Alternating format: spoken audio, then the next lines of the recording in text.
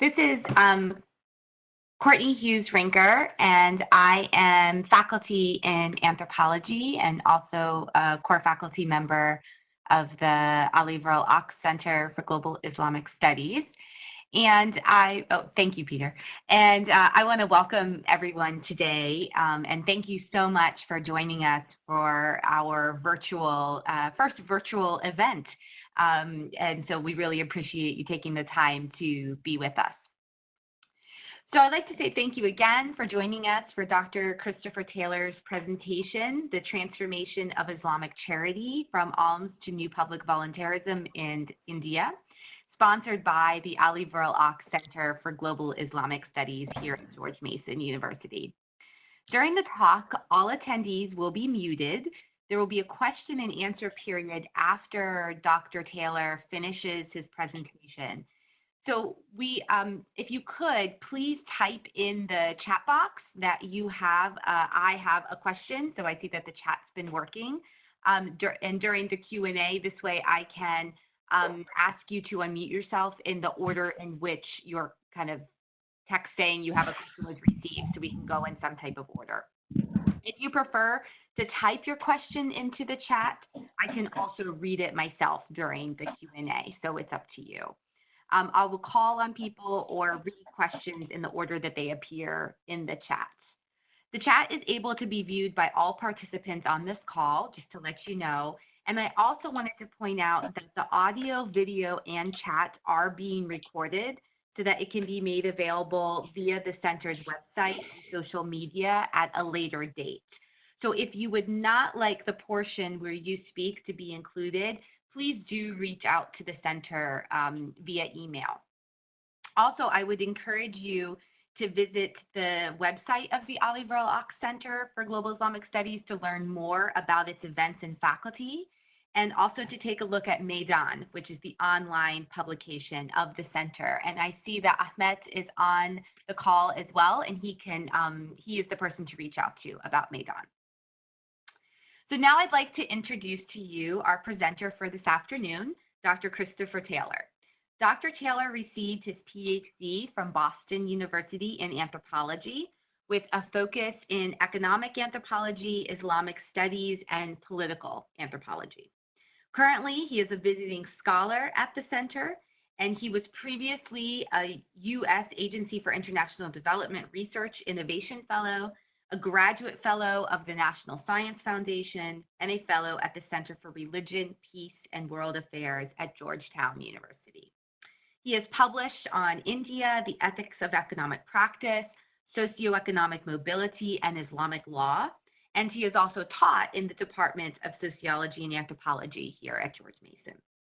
This presentation is taken from his book manuscript in progress of the same title as this lecture, The Transformation of Islamic Charity from Alms to Public Voluntarism in the Contemporary Economy. So please help me in welcoming Dr. Taylor today, and I will turn it over to him now.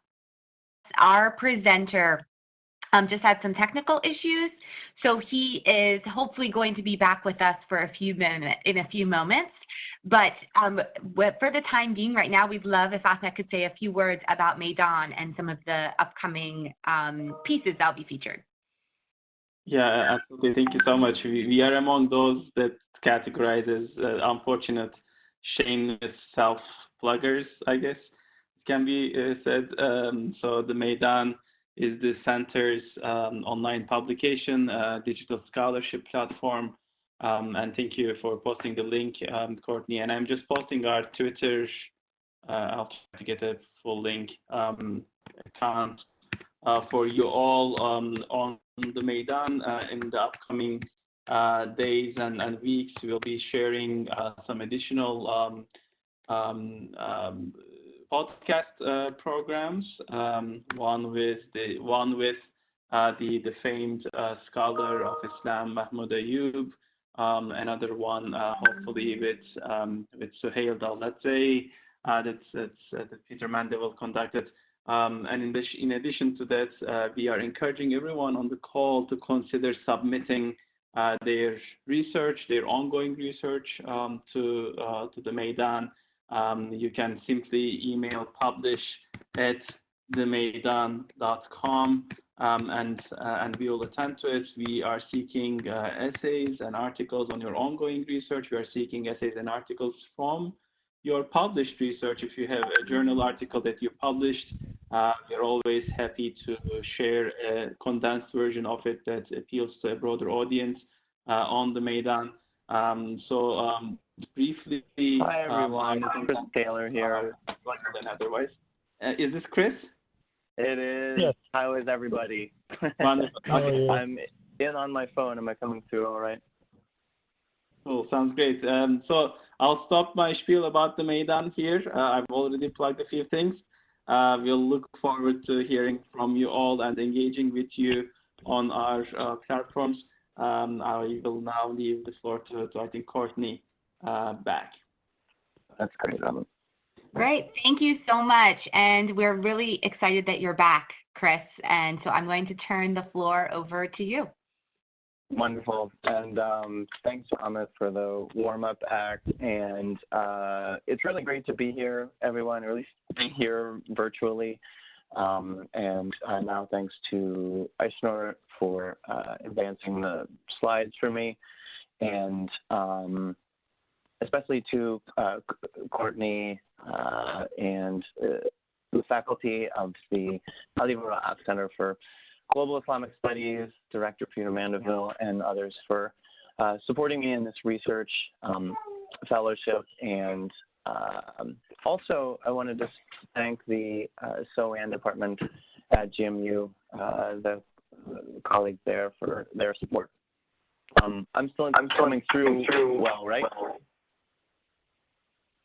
Okay, great. I'll expect one of you to text me if I'm not. Well, it wouldn't be a good virtual lecture without a few tech issues to start with, but I hope everyone got another TikTok video viewing in. And I want to thank everyone for pausing on the swirl of disruptions around us in these times and piping into the conversation from all the different distracting situations and different houses and offices we're in. Thanks for joining.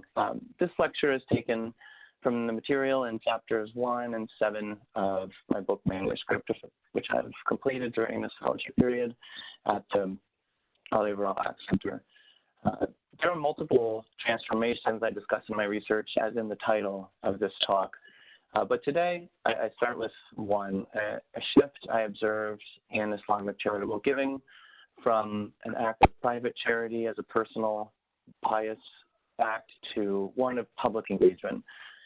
A shift from religious ritual to Islamic charity as an activity with broad implications for the local economy and the civic sphere. Aishwarya, can you go to the first slide with pictures after the title slide, Hidden Zakat, Public Zakat? So, is this one? The one with the man standing up giving a sermon behind yes. the tables. Okay, good. yes. And it looks like my Wi-Fi is back, so I might be joining you in a moment on that. Thank you. Islamic scriptures, across multiple Islamic scriptures, it's taught that charity is best given in secret. But I want to start with first a vignette of ethnographic narrative. There was a popular oral tradition repeated to me numerous times in my 1.5 years of research and fieldwork in Lucknow about recommendations for charity being given in secret.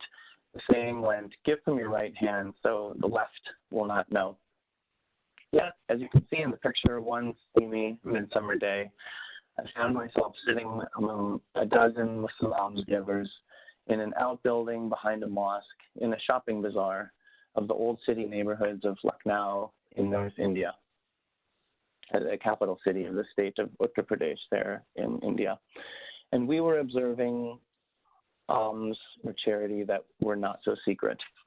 In this very public event, there were men lined up that were donors to an Islamic charity organization. You can see them behind the standing preacher as he gave a sermon to begin the event.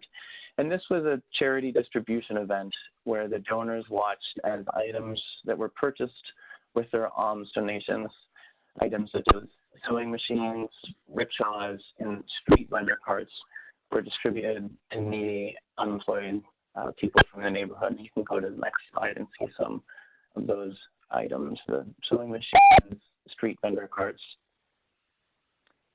The recipients of this charity signed receipt slips confirming their new ownership over the items, and this charity organization had also previously given the donors receipts when they gave money.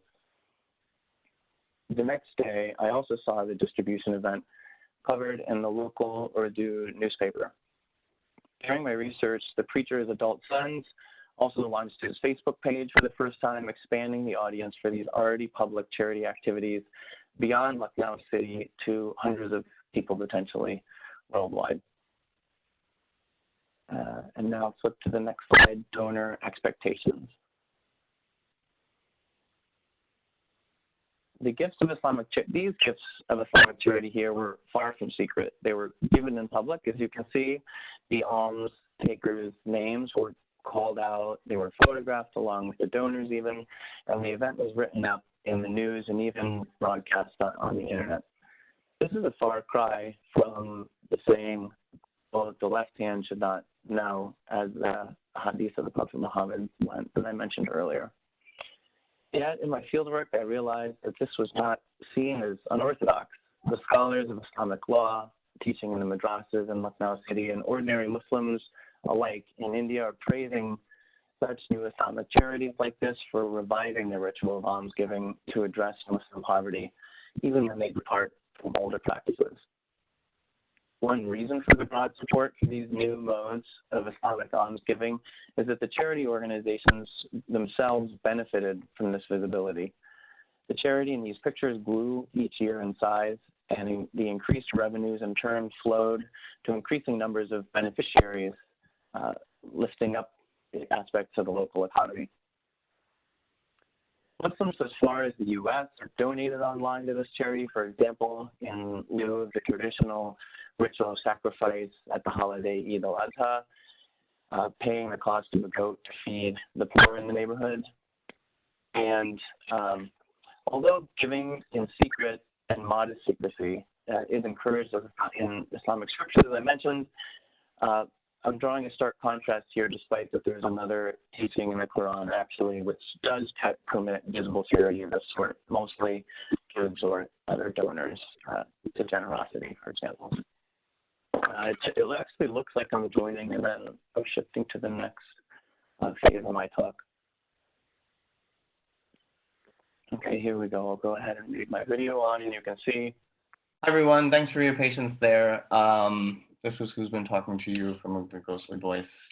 I wanted to zoom out after that introductory narrative to talk about the place of charity in Islam. Islamic charity is one of Islam's 5 ritual pillars, along with others you can see on this slide, like prayer, fasting, and the Hajj pilgrimage.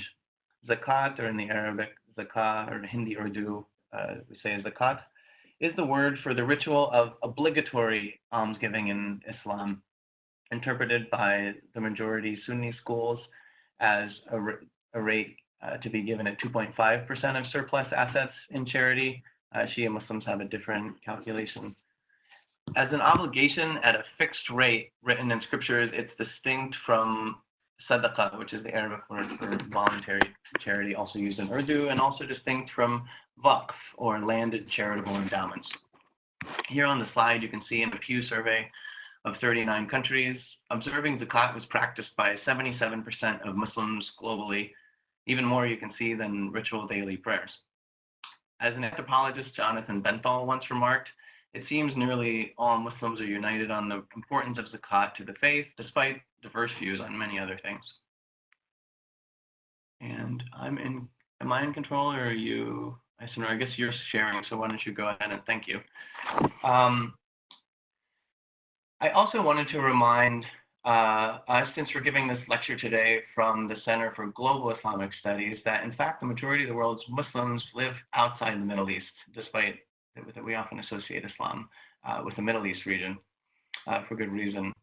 So the George Mason University Alivar al-Haq Center for Global Islamic Studies, is the only one that I'm aware of that explicitly recognizes this and supports scholars like myself whose research highlights the global Muslim population. And here you can see, particularly in Asia, what the proportion is. And now the next slide.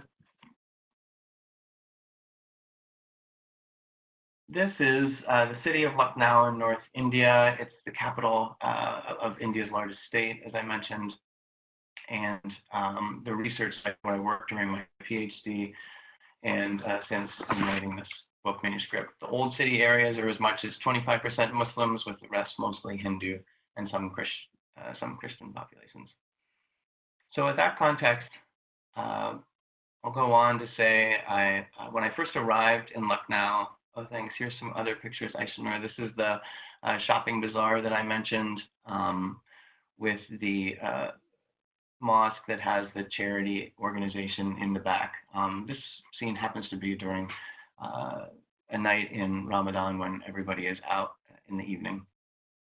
So when I first arrived in Lucknow in January 2012 to begin research for my PhD, I was caught by surprise with the intensity with which leaders of new Islamic charity organizations were raising their voices and seeking to revive zakat giving and make it better organized along the lines that I was showing in the opening vignette on behalf of the Muslim community in North India. In preparation for my work, I read widely in the Anthropology of Islam, which has for decades been focused on personal piety and individual self-transformation, consistent with what I also knew of zakat as meaning purification or charity that cleanses the soul. Yet I also spent 6 years as an international development worker in South Asia, including long stints in Afghanistan, India, and Nepal.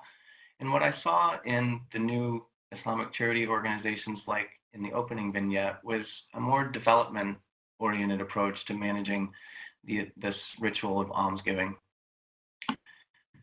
I realized that anthropologists and other academics, we need a better typology to understand this mode of organizing Islamic charity when it's in response to real-world economic problems, and how this shift in the mode of giving represents a change historically.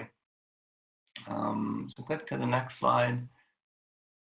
This is another distribution event during Ramadan of food, and to the next one now. Thank you. So about the typology or the categories of Islamic charity that I propose in my book, I theorize at least two modes of ritual Islamic charitable giving. The first I call the purity ethos. Islamic scriptures represent almsgiving as a ritual of purification, quite focused on the donor, to purify the donor's soul and their wealth together by giving money or other gifts. The word zakat itself is from an Arabic root meaning to purify, but also historically, people have spoken of this ritual of almsgiving as more of a personal practice in this way, with Islamic teachings on charity encouraging that it be given locally to neighbors, to orphans and widows. It be given in modest secrecy, as I mentioned, without self-aggrandizement for purposes of personal transformation. In line with this purity ethos, Muslims in Lucknow City that I interviewed especially gave to madrasas, for example, because they believed that the Islamic scholars in those religious schools would be best placed to handle the zakat correctly in accordance with scriptures. Other anthropologists have also observed traditional Islamic charity practices in line with what I'm calling the purity ethos. Jonathan Benthal, for example, describes zakat as financial worship, parallel to prayer and focusing on its similarity with those rituals. Amira Mittermeier, another anthropologist, in her book published last year, analyzed Islamic charity as giving to God more than it's about giving to people on earth, at least conceptually speaking. A number of these scholars emphasize charity as a personal virtue and its centrality to Muslim spirituality. Here I would just pause and notice how this view of philanthropy from the Islamic tradition can call into question some of the categories we have in English or Anglophone categories of speaking about philanthropy. So unlike what we would think of as a typical charity appeal in modern times, for example, like a desperate, hungry child in vivid color on a Red Cross flyer, for example, this appeal, like on a Red Cross flyer, would be focused on the recipient and how they can improve, whereas many of the zakat traditions emphasize the transformation in the donor. This focus can lead even to a conceptual erasure of the recipient in the charity transaction, where, as I mentioned, the donor is giving to God in their mind, as Amir Minamar wrote. In anthropology, we would call this type of shift in focus, or this type of focus, ritual efficacy. So focusing on what makes the ritual complete, meaning zakat works, whether or not it works is dependent on whether or not it worked for the donor as intended.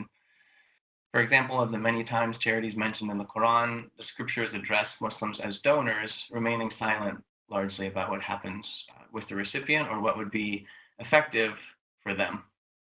Next slide, please. In contrast, though, I also observed a developmentalist ethos, which is what I call a second mode of zakat giving. As we saw in the opening vignette of a very public performance of zakat, reformers nowadays are founding organized charities that are collecting and distributing funds in different ways, collecting from many donors and giving it out as a means of employment in systematized and accountable processes. They're very conscious of the recipients in this case, and what I call the developmentalist ethos of these reform-minded Muslims in Lucknow leads them to be less vocal about their own spiritual transformations. The donors in the first picture pretty much sat there silently and didn't talk even with me as a researcher about their what it meant to them. And instead, these organized charities were more concerned with the life of their gift after the gift was given. They would ask questions like, will the recipients utilize charity effectively to generate their own income, or will it foster dependency and begging? They're very concerned about begging, or could it give recipients new means of employment, such as with these sewing machines and vending cards. They ask questions like, if we utilize zakat better, would it alleviate poverty? Zakat is supposed to be an obligation on all Muslims, so why aren't there enough people giving? They would worry and ask about its impact. So here, these interlocutors of mine were invoking different sets of Islamic scriptures and moral teachings that together serve to reorient the focus away from donors to recipients. These recipients' actions are at the center of their thinking about zakat and how to manage it, and thus represent a way in how the tradition was realized in everyday life. So stepping back, these two modes, the purity ethos and the developmentalist ethos, comprise the typology that frames the variety of charity practices I saw, and it explains a number of the organizations that are case studies in my book. From my research into historical sources as well, I argued this shift began in colonial times with the Deoband madrasas in North India. Those Deobandi scholars in the 19th century used what we today call a crowdsourced financing strategy for Muslim associations, collecting donations from numerous people, and in their work, the Deoband madrasas of the 19th century began to discuss zakat's fundraising potential, frame their fundraising requests with reference to zakat more explicitly than it happened in prior centuries. And this strategy, I argue, has continued to be refined by contemporary organizations through the 21st century, which are successfully, at least in North India and a number of other places, successfully replacing waqf, or the landed charitable endowments, rather than cash charity, when for over a millennium waqf, or awqaf in the plural, throughout Turkey, the Ottoman Empire, and other areas, including India, have been the main charitable institution in many Muslim societies. Excuse me for a sec. the shift in the management of zakat transforms the type of Muslim organizations itself according to how the zakat is used. So these new Islamic charities I observed were leveraging internet technology and even new trends in management, despite the fact that these reformers spoke of a return to authenticity and religious fundamentals about zakat, which is, a core principle as it's taught in this, Islamic religious schools like madrasas.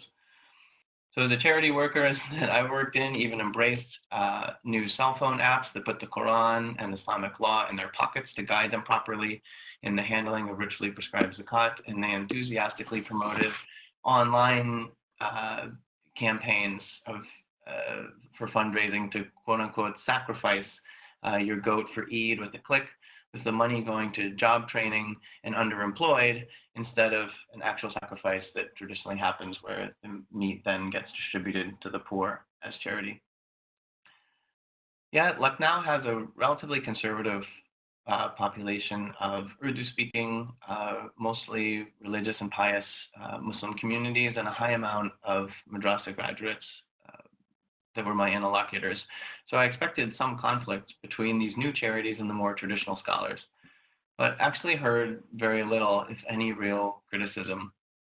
Today's new Islamic charities in India were successfully walking a fine line, adhering to traditional modes and jurisprudence on zakat, so to not be called out for mishandling it, while also in their management subtly but surely reinterpreting this tradition in practice, in daily dealings, effectively reinventing zakat as they revived its popularity. What was behind this transformation? I discussed this more, but briefly, both internal and external factors were driving this type of reform and the social entrepreneurs that founded these new organizations. Externally, India's government for decades has increasingly had a political narrative detailing the socioeconomic decline among Indian Muslim community vis-a-vis other minorities and social groups in India, and highlighted this with focus on development programs and research into socioeconomics of the Muslim community. Government statistics have found that socioeconomic indicators for Muslims are on par or below Dalits, or the groups that are so-called backward castes, or formerly known as untouchables in India, especially since a major report that came out in 2006 and has been updated a few times since then. However, it's not all just the politics. There are internal factors. The reformers working in these charities saw themselves as a continuation of the waves of Islamic reformism throughout India's history, such as the new types of madrasas I mentioned in British colonial times, Deoband in North India, and another madrasa, Darul Uloom and Nadwat Ulama, right there in Lucknow city. Some argued that their organizations were actually more authentic than informally or incorrectly managed zakat in prior eras, and religious leaders in Lucknow spoke in support of the charities, even founded some of them themselves, which I found surprising, given that the newer organizations were redirecting funds away from traditional madrasa education that had been popular. So now I'd like to zoom out a bit from the Lucknow neighborhoods and provide an analysis of this transformation at a larger scale, what I call the zakat economy. In recent decades, new Islamic charities like those in Lucknow have begun to spring up in greater numbers in cities throughout the world. It's not just a local phenomenon in North India. In South India, anthropologist Filippo Asella and Carolyn Asella have described similar things. Mona Atia, geographer working in Cairo, Amelia Fauzia, some work by Sarah Tobin, Jordan, and others. These organizations, seen in all this research, shows implications for the local economy. These groups are viewing Alms not as mere charity, but as a transformative system of economic redistribution that could be institutionalized at scale. In their stated goals, they're collecting and dispersing funds in a way that is as sustainable as possible, often by providing beneficiaries with an education or income generation capability. These reformers believe that it's not only for economic reasons, but that zakat's prophetically revealed purpose, as discussed, by Muhammad over a millennium ago, is in fact the alleviation of poverty, even though this specific notion is less explicit actually in Scripture. But it goes beyond just the economy too. There are changes in the broader public morality. So many Muslim charity workers believe that they were the vanguard of an effort to institutionalize zakat on a scale that hadn't been seen in recent memory, if ever. In India, during my fieldwork, I repeatedly heard refrains of, "Oh, if every person would just pay their zakat, then no Muslim would be left in poverty," lamenting that it wasn't just an economic issue, but that the faith of their neighbors was in decline. And that's partly the reason why the economy was in decline. And this is what comprises a sort of zakat economy at a scale greater and more visible than any individual person or any individual organization. And here you might compare the zakat processes I'm talking about in the charity sector as parallel to more well-known efforts in interest-free finance, where Muslim scholars have built on the prohibition against usury and high interest rates to make alternative financial vehicles. These organizations are looking to reorganize zakat on a more systemic and institutionalized scale, being aware of those other economists, Muslim economists, in the interest-free research. Excuse me. So just the final point on the economy before I move on is that the zakat economy is one that partakes of, I'll get to the slide, I promise. The zakat economy here is one that partakes of Islamic teachings which seem to align with the market economy, even neoliberal capitalist economic ideologies, in a way that they, as I mentioned in the first slide and here with the instruments of employment, these charities are encouraging individual responsibility, hard work, finding jobs. As organizations are passing out these items, they're also disseminating attitudes about getting employment, self-discipline, otherwise neoliberal moralities that are circulating with the money. This alignment of Islam and neoliberal ideas in these new Islamic charities inculcates new ethical subjectivities in other Muslims, which encourage workforce participation. It's not just about charity, not to mention privatizing the assistance, privatizing welfare to solve systemic gaps in labor and resource distribution, taking some of the burden or absolving the government, for example, of the burden of welfare. Such practices are reorienting the subjectivities of multiple groups, donors, recipients, and the broader Lucknow Muslim public towards the perceived requirements of the contemporary capitalist economy in line with other neoliberal shifts, particularly in India since the 1990s. This Muslim self-reliance and reliance on personal discipline is in line with their minority status in India, particularly in recent years as the government has catered to certain parts of the Hindu majority. Muslims have perceived discrimination in official welfare programs and lost faith in the government. So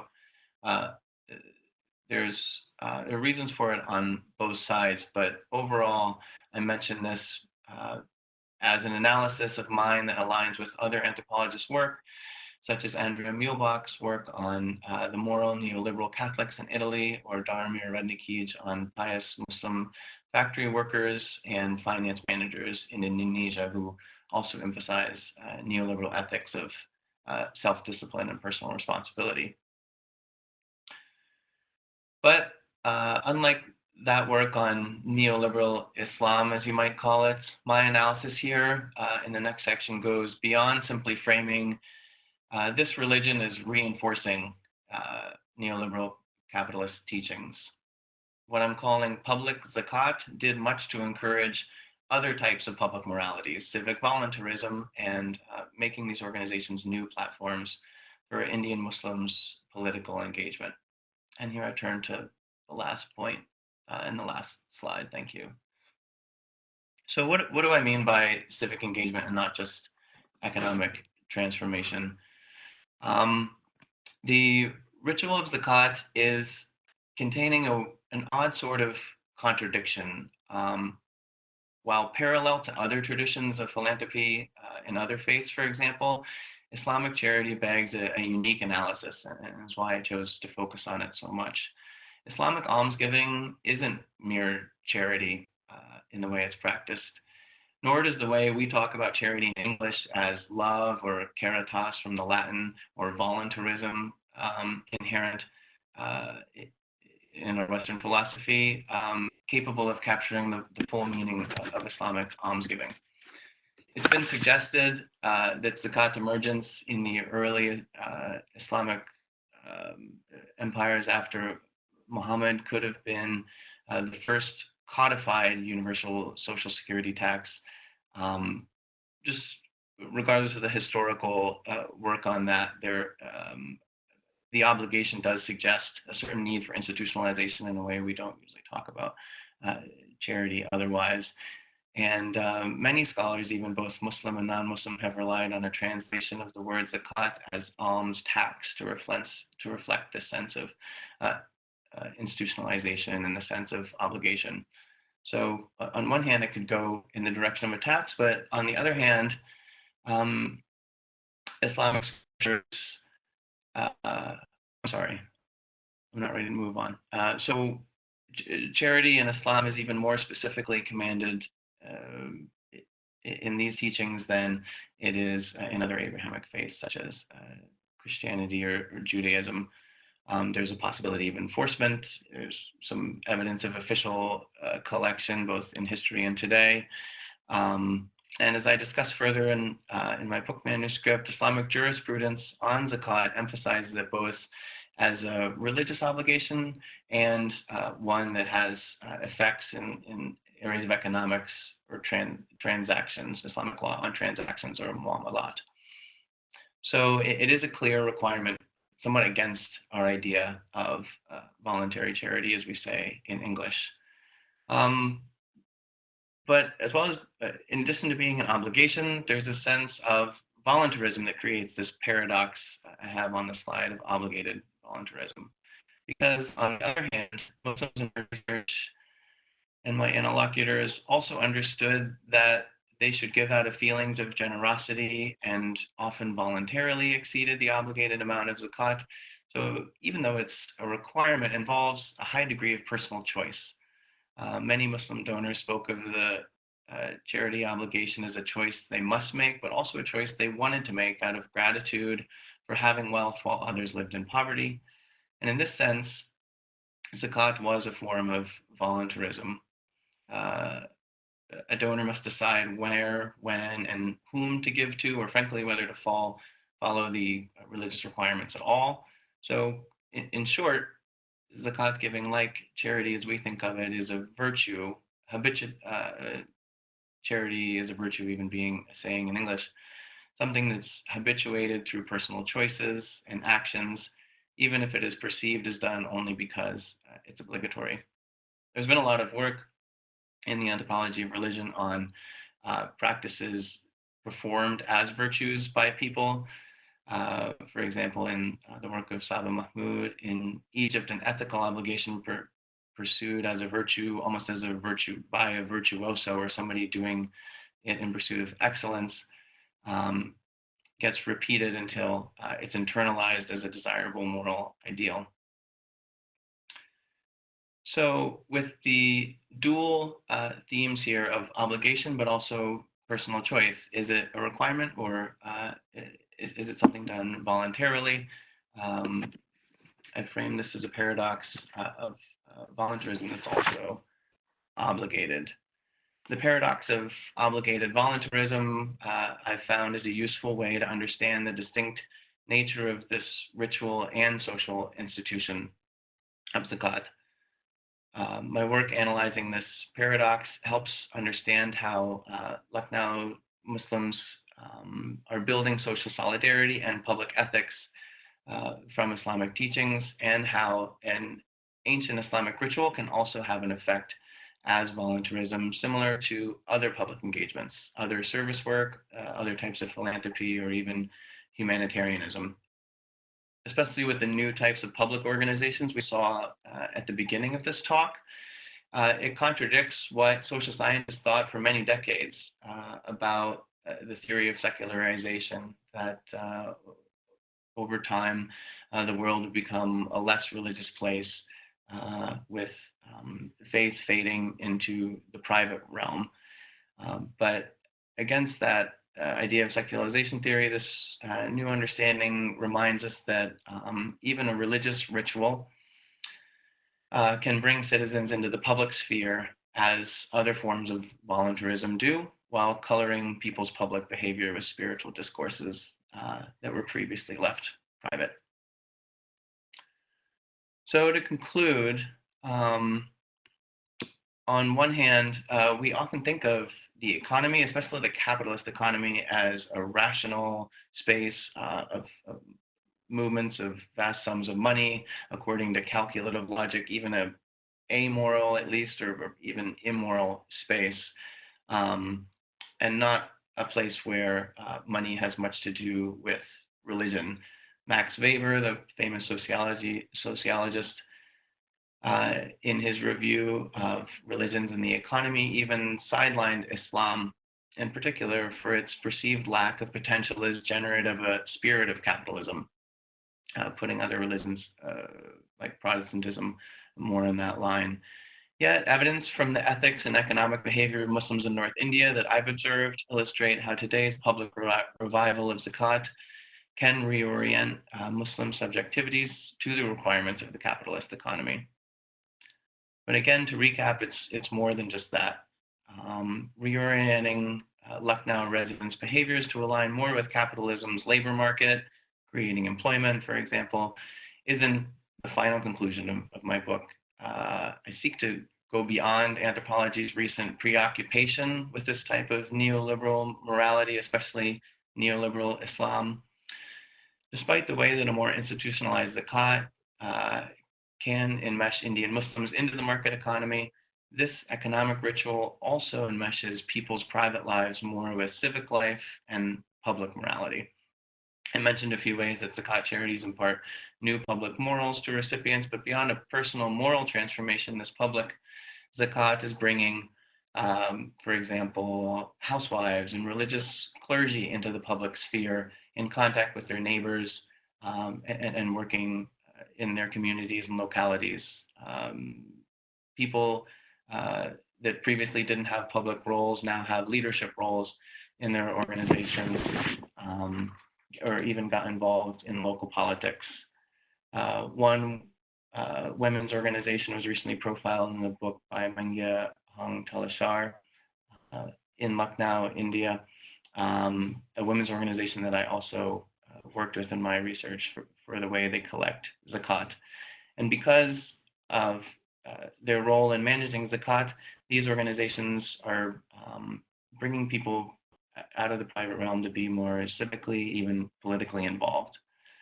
And on the other hand, businessmen who are already community leaders are taking on new, maybe more religious types of identities when they founded these zakat charities.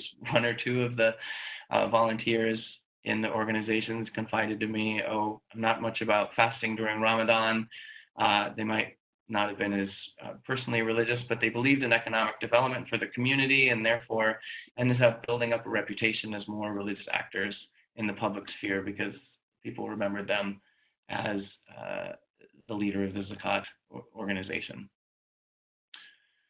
So to conclude, especially these days, given the recent developments in India, you may have seen in the news with religious riots, as India's Muslim minority remains sidelined in mainstream majoritarian politics, recently more violently divisive, especially in recent months. But new types of civic organizations, I'm reminding us, with an identity founded upon an age-old religious practice, are now giving Indian Muslims an institutional platform and an amplified voice. But I'll leave most of the recent political talks to the Q&A or another talk. Thanks everyone for listening and bearing with us in this, I guess, WebEx lecture hall. I'll turn it over to the moderator to move on to questions and look forward to the discussion. Well, thank you so much for that talk, Dr. Taylor. We really appreciate it, and just really fascinating on your work, and I was glad to be able to hear more.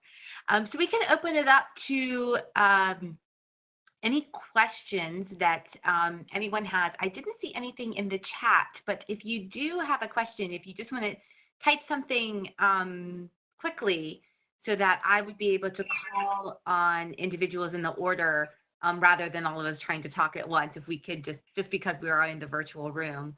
So is there anyone that has a question that would like to be unmuted by our host to ask? I can give maybe just give a second if people do have questions, Chris.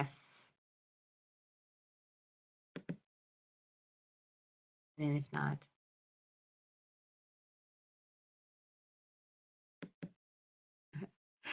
Okay, well, I'll start. I'll ask one before anyone else. So towards the end of your talk, you talked about how one thing that if I understood correctly, kind of you're also kind of challenging this idea of Islamic neoliberalism, but also this idea of the movement of society from the religious to the secular, which, if I understood correctly. Now, I'm thinking back to like Talal Assad, who says that, you know, this idea that one, the secular is historically created, and then the second is that this idea that we can move from this religion to kind of, you know, to secular, it's kind of false. It's not always the case. And so I'm wondering if you can speak a little bit more to that in terms of these organizations, because I do think some people have started to really point out that religion does not disappear when we talk about secularism, but it takes a different form. And it can take a different shape, and we see that even I'm thinking of the book Love the Sin here based in the United States, where they say if you look at constitutional law, particularly dealing with sexuality, a lot of it goes back to kind of this theology that the U.S. was kind of founded on. And so it's a different form. It may have a political meaning. And so I'm wondering if you can kind of speak to that a little bit more, maybe a little bit more of that complexity that you're seeing, that the religion is actually not disappearing, but taking this different form, maybe this economic or political. So I'm just wondering if you could speak a little bit more to that. Yeah, I would love to. This is one of my favorite, more in-depth analyses that comes out of this work, and it goes back. I would point out the work that you mentioned, revising views on secularism, Talal Assad, and others in anthropology, but also going back to Jose Casanova, the sociologist, just up the Potomac River, actually, at Georgetown, where I was before I came here, actually, the Berkeley Center for Religion, Peace, and World Affairs, has the wonderful book on public religions in the modern world that put that revised the scholarship and put us on this trajectory of thinking through how, unlike Max Weber famously proposed, with modernization leading to a disenchantment of the world, or like a fading of religion from public life, isn't it more, as Jose Casanova, Talal Assad, and others have proposed, isn't it more about differentiating religion into more appropriate spheres? So churches and other religious institutions can have a public role, but not in the same way that they were all-encompassing in medieval times, for example, but rather in more narrowly defined ways. And that is precisely what I'm suggesting with the ritual of religious almsgiving.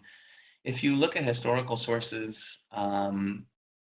the vast majority of work on Islamic charity talks about waqf and the landed charitable endowments, which are not as elaborated in actual scriptural sources. For example, the Quran and Hadith. The institution of waqf arrives later as a result of various Muslim leaders in Central Asia in particular, and then later the Ottoman Empire, looking to have social welfare institutions and coming up with legal vehicles to do so. And Said Amir Arjaman, the scholar of Persian history, once remarked, isn't it interesting that we have these ideas of zakat and sadaqah so well elaborated as pillars of the faith and teachings on how to give charity, but it has been waqf that led to institutionalizing social welfare. And now, what are we seeing? A role for public organizations that allows Muslims to take aspects of their personal religious life that may have been, as I mentioned, like practiced in modest secrecy or something more about personal transformation, and enact their faith and discuss zakat in public more explicitly than in the past, but in certain sort of prescribed ways, because we have a public discussion already in India about socioeconomic development, because we already have a discussion about the labor market, for example. So they're fitting narratives that are informed by scripture, that are informed by religious teachings into some of the categories that already existed, but in the process, changing those categories. So now it's not as easy to think about the local economy in Lucknow or employment without also giving it a religious dimension. Oh, you're working hard not just to make money for your family, but also to be a better Muslim, because if you didn't have an income, poverty might lead to immoral behavior or something. You saw this type of religious moralizing that entered into discussions that otherwise might have been about the economy. Thank you. Thank you. There was a question that came through that I'm just going to scroll up, that came through to me. Does the purity ethos contradict with the development ethos in practice? I'm thinking more in terms of transparency and trust. It definitely did. And even as I was theorizing them and comparing some of the different teachings, which themselves directly contradict, as I mentioned, there's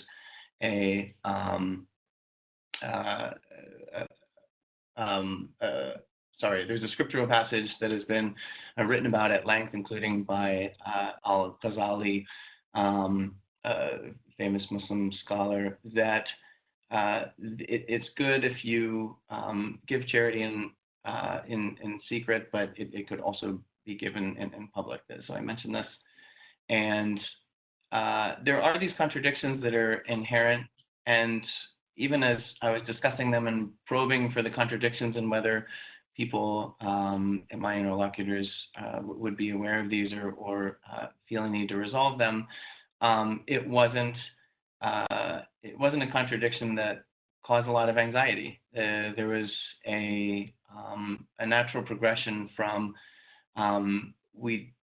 for example, even creating some created some very funny situations. So the women's organization that collected zakat would say, once we find out who needs help, even if we don't know them very well, we can still visit their house and we can have tea, but we remembered that charity should be given modestly, and so we can just wave our hands nearby their purses and drop some cash in when they're not looking, and we don't want to be thanked for our charity, because otherwise it didn't seem to be fulfilling the purposes that they were using it for, zakat and personal transformation. On the other hand, when I asked the organizations, for example, the ones that published the charity distribution event in the newspaper, how they reconciled that with the need to give modestly and not cause self-aggrandizement, they recognized the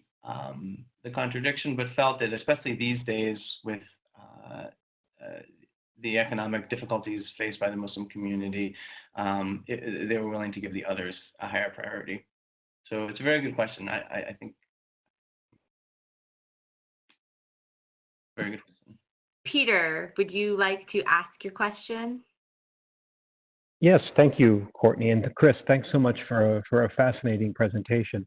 One of the things that's been going on more broadly in the kind of philanthropic / development sector globally in recent years has been this sort of emerging sense of, maybe collaboration is too strong a term, but some measure of cross-fertilization and dialogue between sectors of philanthropic and developmental work that, have been going on in parallel for decades, if not centuries, right? So I mean, what I have in mind is, the idea that the Bill and Melinda Gates Foundation is funding certain kinds of programs that have a public health focus. And then you also, in maybe even the same country or even the same provinces or cities, you have various local or, international Islamic charities that are also doing work that focuses on public health. But these two sort of tracks of public health related charity / developmental work have often proceeded, with, as if the other was not present or there at all. And there seems to have been in recent years a trend towards kind of trying to create spaces or platforms that bring those two worlds closer together, or at least into greater dialogue with each other. And I've been tracking this a little bit at the kind of transnational and global level, where at donor conferences, you'll have kind of large Arab Gulf region-based charities showing up alongside the kind of conventional set of Paris Club, DAC donor entities to kind of talk about shared goals. I'm just wondering whether in your work you've seen that going on at all in the India context and what it looks like. Thanks. Yes, I have not seen as much collaboration between Muslim organizations and international per se, but I think just because it's India and we're talking about a country of 1 billion people, and it's already such a diverse, complex, multi-layered society that what's remarkable in and of itself, for example, in Lucknow, a vast metropolis with a diverse population, is that the Muslim associations are collaborating as well as they do with other, either what we might call secular NGOs, but also religious institutions in the area. So I could riff a bit on international organizations if that's what you're asking about, I think. And I will, but I'll first mention just the remarkable way that even though they had a quite self-consciously Islamic identity as groups that had to manage, ritual alms in the prescribed ways, at times they would represent themselves as just another NGO. This one that I started with was run by the Muslim preacher. He was sitting there giving the sermon, but they weren't registered as a religious organization at all. And in fact, as a result of running this charity, he developed quite the reputation for assisting families and people in the area, having a certain degree of wisdom. People would come to him to ask for baby names, which is something that often happens with Muslim preachers, but him in particular, his reputation was founded in part on his expertise as an Islamic religious scholar, but also as a community leader. And so you had Hindu couples seeking sort of quasi-medical advice for having trouble having kids, or getting our household in order, or parenting and discipline questions, as well as consulting the types of astrological charts that in India are common from both Hindus and used somewhat in similar systems among Muslims for choosing baby names and relatively ordinary concerns. And exactly, he wore many different hats, and then would keep a separate pot of money that was not zakat, that if a Hindu family, for example, would need assistance, he could preserve the type of public role for his charity, and not just be working exclusively. So an important part of these zakat associations' work was that even if they weren't framed as being purely humanitarian or for all of humanity, there was a sense of we're doing this for the community, that they participated in sort of India's own version of secularism, which is this jumble of religious diversity and public religiosity, where parades for various holidays are happening in the streets on a regular basis, but where backgrounds are quite tolerated by and large. When it comes to international organizations, I would just say that there isn't as much collaboration between what we might call local Islamic charities and international groups. I think, as I still would expect, there's been a few efforts, some global conferences, global donors forum and conference. The name's escaping me, but of Muslim philanthropists that have interfaced with UN agencies and others. But what's been particularly interesting is what I mentioned about how if we look at how Islam organizes philanthropy through the teachings on zakat, how it causes us to question some of the assumptions we've had about how international organizations do humanitarian and philanthropic work. For example, in the purity ethos, it's thank you, World Congress of Muslim Philanthropists is exactly right. In the purity ethos, there's this idea that because you're giving for personal transformation, once the charity is given, it is completely owned by the recipient, and you shouldn't follow up. You shouldn't inquire like, oh, what are they doing with it? Are they spending it on alcohol, for example, or something haram even? There are some religious scholarly arguments that point out that this should be a complete transfer of ownership in the zakat transaction, and that there shouldn't be conditions put on those people. Whereas Western aid organizations, these UN organizations, are putting conditions all the time, making contracts for grants and asking grantees and beneficiaries to follow certain rules in refugee camps and things like this, and for good reason. But with the purity ethos and the seek to return to a more clean transfer of charity, there have been new developments in Western philanthropy. So a group called Give Directly, you can Google it, argues that just giving cash to poor people is actually the best way to achieve socioeconomic development without putting it into programs such as health care or education that end up getting managed by NGOs. And MIT's Poverty Lab has done some randomized controlled trials on the type of cash transfer programs such as the NGO Give Directly, and how many of their impact indicators do show that the money you save on overhead costs of running it through like a UN agency or another NGO that you can transfer directly to beneficiaries is worth it. Thanks, Chris. Scroll to make sure. Okay, I just wanted to make sure I get all of this question here.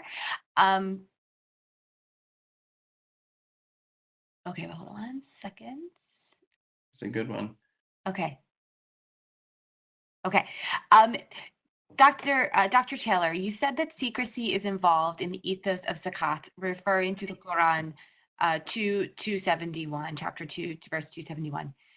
You also said that zakat is obligatory, and we know that during the time of the Prophet Muhammad, the reign of Uthman, the third caliph, zakat was collected by the state, by the official zakat collectors. Therefore, secrecy does not seem to me reasonable regarding something you give to the state as obligatory.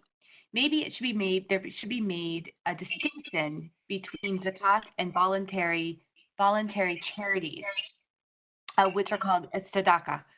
And I think it should be tzedakah, going in the exact words in the Quran 2:271. Voluntary charities, not zakat, should be carried out in secrecy.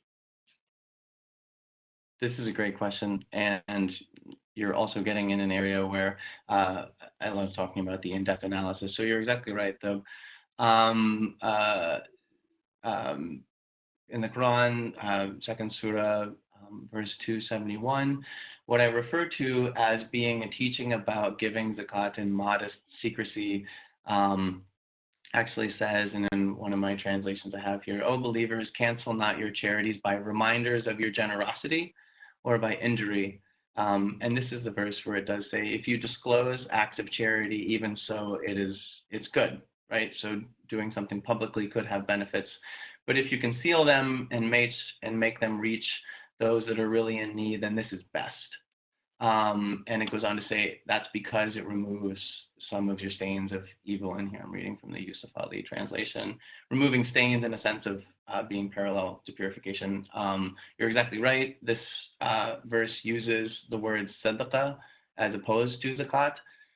I spent some time in madrasa, but am by no means a scholar on these types of issues. I'm an anthropologist. The jurists or mufti that I worked with had some good explanations that made me comfortable with this typology, because the jurisprudence or fiqh on zakat is such that many verses in the Quran, just because of how they were chronologically revealed, discuss charity using multiple different words, sometimes sadaqah, sometimes zakat, and later when zakat became obligatory, and even further in the future when the jurisprudence became elaborated by the various schools of thought, Hanafi, Hanbali, and whatnot, it's more explicit what the requirements of zakat are, the calculations, or how they get institutionally collected, as you reference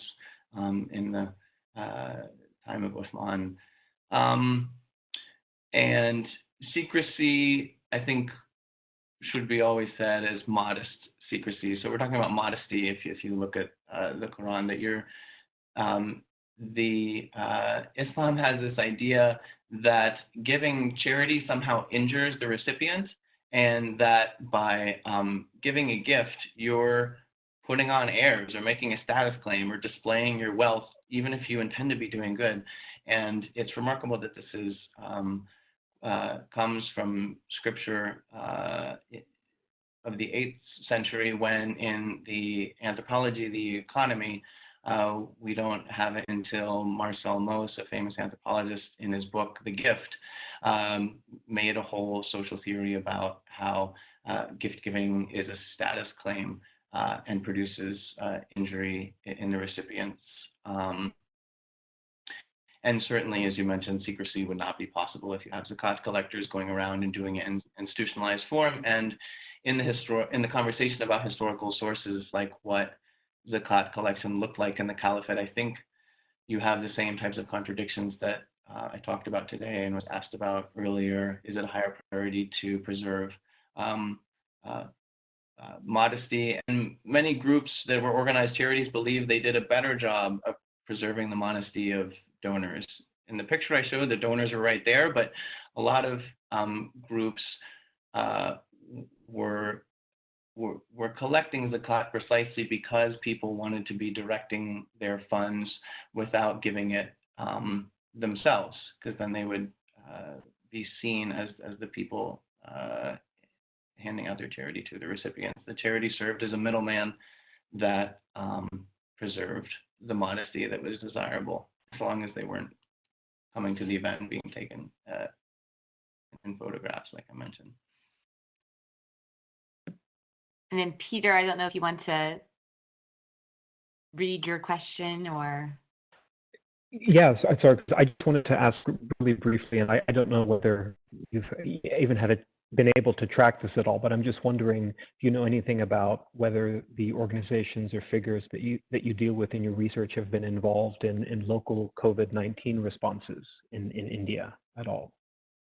It's a great question. I'm going to ask, because we can now on WhatsApp as digital anthropologists. I've been tracking more their response to the riots that I mentioned. So interestingly, as Americans, we may have followed the news because it was just before and even a bit during President Trump's visit to India. There were some religious riots and between Hindus and Muslims that were attributed to certain inflammatory comments by politicians. And so it is the case that their sometimes focused on long-term development goals like employment, as I discussed today in the talk, and then at other moments meeting direct humanitarian needs, such as riot violence or COVID.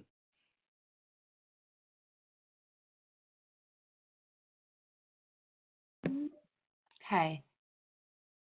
Oh, a quick question. Okay, sorry. I was making sure I'm getting everyone here. Okay.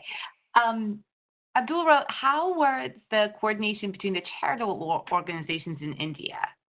Were they helping all regions throughout India, or each organization responsible for collection and distribution of zakat in their local communities? Mm-hmm. The groups I worked with were local, and then the groups I did focus case studies on were local. As anthropologists, we're encouraged to work locally to develop as much of a holistic look as possible. The historical analysis that I did, where I suggested that in India, especially in colonial times, as Indians developed a bit of a national identity and nationalism, nationalist movements were led, including by some Muslim organizations. Here, I'm thinking of the Caliphate movement, where a number of Indians banded together and even fundraised to support the Ottoman Caliph during World War I. And also the Deoband madrasas, where a network of madrasas was founded all over India, which for the first time maintained sort of trans-local regional connections of the sort you talk about. And the donor lists were for a time published until they decided that was immodest in the newsletter that was circulated all around India. And the monies also in the Caliphate movement case went all the way to the Ottoman Emperor to support the Caliph there. And in the Deoband Madrasa Network case went all over India to support founding new Islamic religious schools quite far away. And this was the interesting historical shift I mentioned. There are scriptural teachings that charity is best given locally to neighbors, for example. But we saw in the 19th century a couple of fatwas, or juridical opinions by muftis, that encouraged long-distance giving of zakat, and said it would be valid if you did give your zakat outside of your local community, not just to help those in need close to you, because there are some very much more urgent needs that I mentioned. And then last, there has been an effort in India by some Muslim political parties, especially associated with the Jamaat-e-Islami, or what's typically thought of as India's Islamist group, although they're not a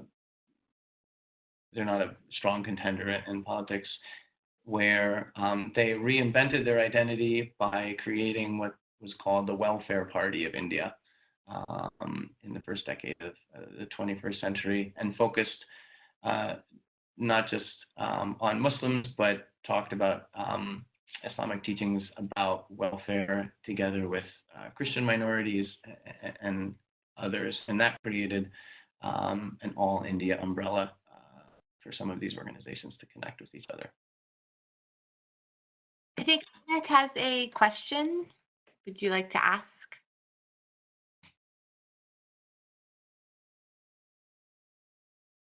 Is he there? Hey, Courtney. Are you there? This is Okay. This is for me? Yes, I was, my audio was disconnected for a minute. Sorry, I was just typing the question for everyone, but let me mention it here. I was wondering, Chris, and thank you so much for this call, and I apologize if you mentioned or if it was asked before. My question is, do we have any idea, either hard data or observational data, on the percentage of zakat that's collected in India that does not stay in India, that gets to be sent elsewhere, whether it be Africa or Bangladesh or anywhere? And if that's a discussion among the aid organizations and the fuqaha or the jurists that you have been working with. I actually don't have data on that. There was a lot of transnational giving where they were fundraising, for example, in the Middle East or from Gulf donors to support causes in India or fundraising in America, as I mentioned, or the UK. But as far as Indians supporting other groups, yeah, I don't have good information on that. There was the strong sense, especially in the the 2000 teens when I was there, 12, 13, 14, and then more recently, there's such the sense that the Indian Muslim community has immediate local needs. We didn't look at the other parts. Thank you. We have another question. Let me scroll down here. Okay, I think you're muted. Okay, am I unmuted now? You were talking. You're going. Okay. Okay. I researched the discourses on orphans in Islam, a very often mentioned group when it comes to charity, and I was wondering, do the groups you study talk about orphans at all? Are they seen in other contexts as the ideal recipient? Yeah, this is a great question, and you're exactly right. And I would, enjoy hearing about your research more, because what surprised me is, despite the number of times that orphans and widows and are mentioned in scriptures, these groups weren't as clearly elaborated in Islamic jurisprudence, right? So the legal writings and legal commentary built on the scriptures. So as much as the Quran mentions orphans, when you get to the fiqh or the jurisprudence on almsgiving and zakat, there are other categories that don't mention orphans by name, right? There's the poor and the very poor and debtors and prisoners, or those who are in bondage like slaves. However, orphans don't get an explicit mention in these Quranic categories of zakat. And here I'm speaking of the Quran chapter 9, verse 60, that calls out a couple different categories that are seen as most correct, at least for zakat. It's certainly true that when it comes to voluntary charity, like sadaqah, I mentioned, and the institutionalization of charity across Muslim societies, including in India, that orphans are an ideal group. I just didn't have a lot about how the organizations were institutionalizing that beyond the fact that orphanages were a popular thing to do. Well, I think we are actually at 4:30, so we have actually run out of our time this afternoon. So if there's any last-minute questions that people weren't able to ask, maybe the best way would be to reach out to Dr. Taylor directly, or to reach out to the center to have the questions passed along or a conversation started. But I'd like to thank you again for your presentation this afternoon, and thank you for the joining us in our first virtual event and kind of going along this journey with us this afternoon. So thank you very much, Chris, for your presentation. It's really been a pleasure. Thanks for making it so easy, everyone. And it was good to see the students from Dr. Mandeville's class, Islam and Politics, and many others here. I think we can safely say it's a much bigger showing than we can get even in another time. Yeah, great. Thank you very much. Organizers.